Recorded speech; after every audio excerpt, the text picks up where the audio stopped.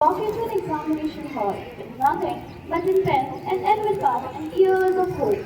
Hope that one examination can change an entire life. Hope that every sleepless night, every sacrifice, every prayer will finally work. But have you ever wondered what is the true value of an examination?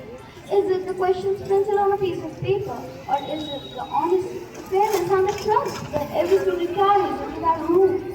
Behind every roll number, there's a story, a dream that began years ago, a family that believed, a child who never gave up. Some dreams are built with work, some with sacrifices, and some with the silent hopes of parents who simply want to see their child succeed. Now, imagine that before the examination even begins, someone has already decided the result.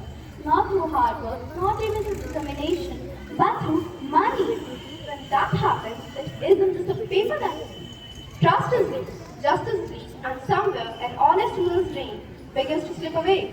Today's presentation is not merely about an examination. It is about the value of honesty, the dignity of hard work, and the dreams that deserve a fair chance. With that thought we present before you, आज के सपने बिकते नहीं. After all, every great dream begins with a simple answer to a simple question. Let's go back to where this dream first began.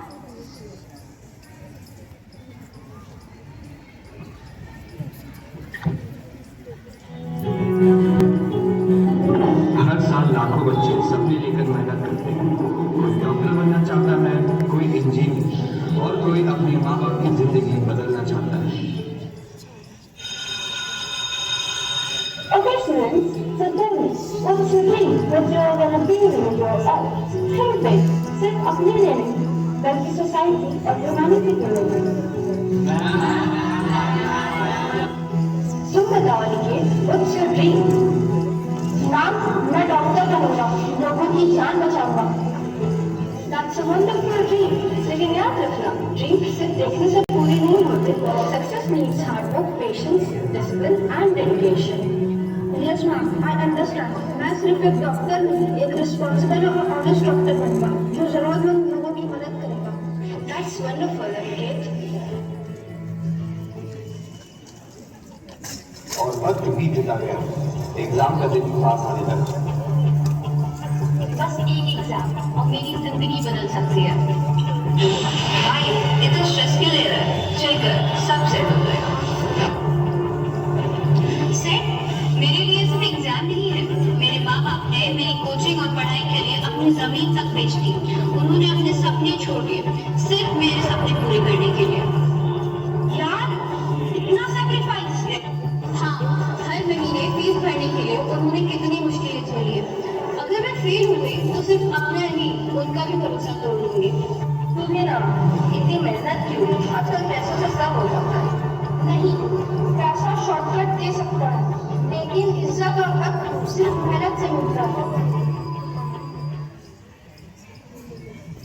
Paper चाहिए, top rank चाहिए, बस पैसा दो, काम हो जाएगा. सच में पकड़े गए तो रिस्क लेने वाले ही जीतते हैं. आजकल मेहनत से ज्यादा पैसा बोलता है. पेपर असली है, एग्जाम से पहले तुम्हारे हाथ में होगा. मुझे बस रैंक चाहिए, चाहे जैसा भी मिले. मैं रिस्क नहीं लेना चाहता. समझदार हो.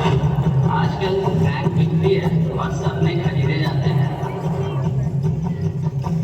बस याद रखना, किसी को पता नहीं चलना चाहिए. जहाँ पैसा सच को खरीद लेता है, वहाँ मेहनत चुप हो जाती है. और जब मेहनत हारने लगती है, तब इंसान भी कमजोर पड़ने लगता है.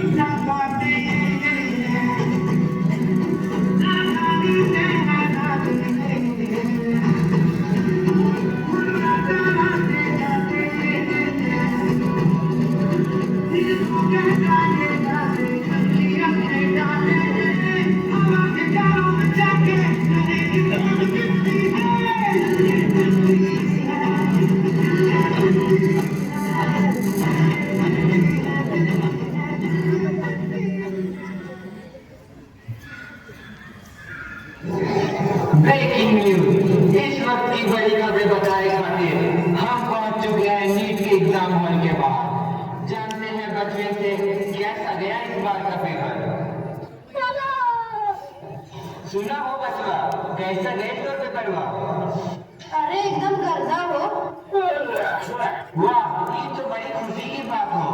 अच्छा, डॉक्टर काहे बनना चाहते हो? मैं चाहता हूँ कि कोई भी इंसान गरीबी से ना मरे, और इसके लिए मैंने बहुत मेहनत की है। बहुत नेक सोच है तुम्हारी। चलो ठीक है। एक मिनट बचवा, कहीं रुको तो हमारे दर्शकों को बताओ तो कैसा गया बाबू तुम्हारा paper? Yes, what you asked, bro? कैसा गया तुम्हारा paper? So yeah, it was quite difficult, you know. But of course, I did a lot of hard work, you know. I think I will pass with probably 700 marks. क्या बोल रहे हो अंग्रेजी में? हाँ, जो भी है, बहुत कॉन्फिडेंट लग रहे हो। इतना कॉन्फिडेंस कैसे? आजकल तो मेहनत से नहीं होता, स्मार्टनेस भी जरूरी है ब्रो। एक तरफ मेहनत और दूसरी तरफ शॉर्टकट। सच क्या है ये वक्त ही बताएगा। One eternity later.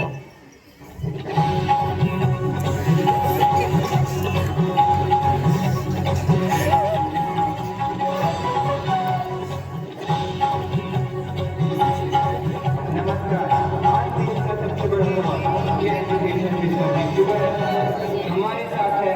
Education minister sir, लाखों स्टूडेंट्स दिन रात मेहनत करते हैं, लेकिन पेपर लीक जैसे स्कैम उनका फ्यूचर बर्बाद कर देते हैं। आप इस पर क्या करेंगे? देखिए, सरकार इस मामले को सीरियसली ले रही है, इन्वेस्टिगेशन चल रही है। सर, इन्वेस्टिगेशन चल रही है, ये हर बात को मिलता है, लेकिन स्टूडेंट्स गिल्टी को बख्शा नहीं जाएगा। सवाल ये है, गिल्टी है कौन? ब्रोकर, माफिया या सिस्टम के अंदर बैठे लोग? हमारे पास प्रूफ है कि एग्जाम से पहले पेपर लाखों में बेचा गया है। क्या आप मानेंगे कि करप्शन सिस्टम के अंदर तक घुस चुका है?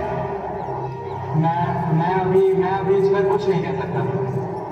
आप कुछ कह नहीं सकते, लेकिन वो स्टूडेंट्स का क्या होगा जिनके माँ बाप ने अपनी जमीनें बेच दी, अपने सपने तोड़ दिए सिर्फ एक फेयर चांस के लिए? देश जवाब चाहता है सर, एजुकेशन हक है या ऑप्शन? कभी कभी सपनों का बोझ इतना भारी हो जाता है कि इंसान खुद को ही खो देता है।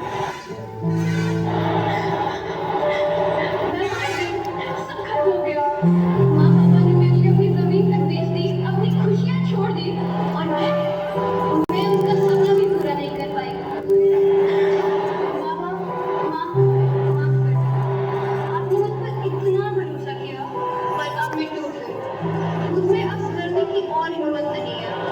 मेरी मौत के जिम्मेदार सिर्फ मैं। पर इस सिस्टम ने मुझे जीने का मौका ही नहीं दिया, जहाँ पैसा और पेपर जैसी रैंकिंग के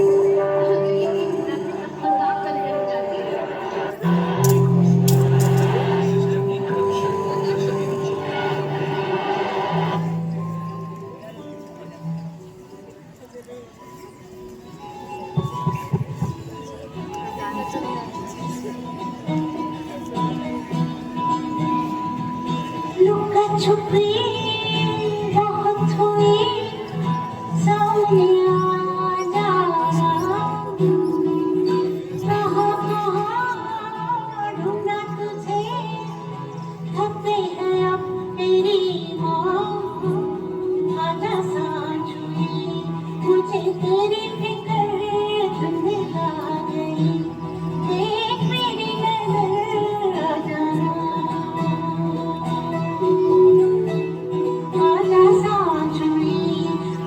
तेरी फिक्र तुम ला गई, देख मेरी नजर आ जाना।